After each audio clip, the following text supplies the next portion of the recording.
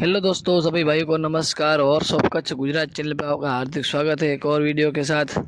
अभी आने वाली वेकरिया रेस की भी बड़ी तैयारी चल रही है। दोनों अदाद बच्चे हैं, एक भुट्टा है और एक रफ्तार है।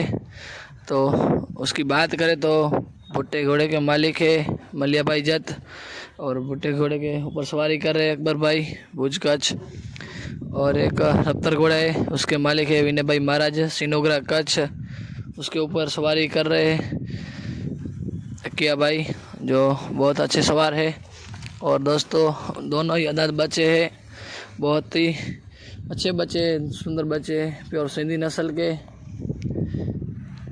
देखिए दोस्तों, भुट्टा घोड़ा थोड़ा धीरे से आगे बढ़ रहा है और अकिया भाई का और रफ्तार घोड़े की ताल में देखिए दोस्तों, बहुत ही अच्छा सवार है, अच्छी सवारी करते हैं।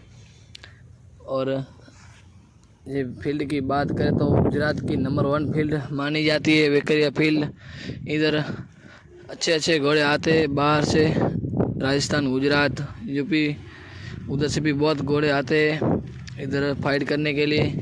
और ये भी फील्ड बहुत अच्छी है और इधर रेस भी अच्छी होती है और इधर के नियम भी बहुत अच्छे हैं। दोस्तों मेरा ये वीडियो आपको पसंद आया तो मेरी यूट्यूब चैनल को आप लाइक कीजिए, शेयर कीजिए और सब्सक्राइब कीजिए।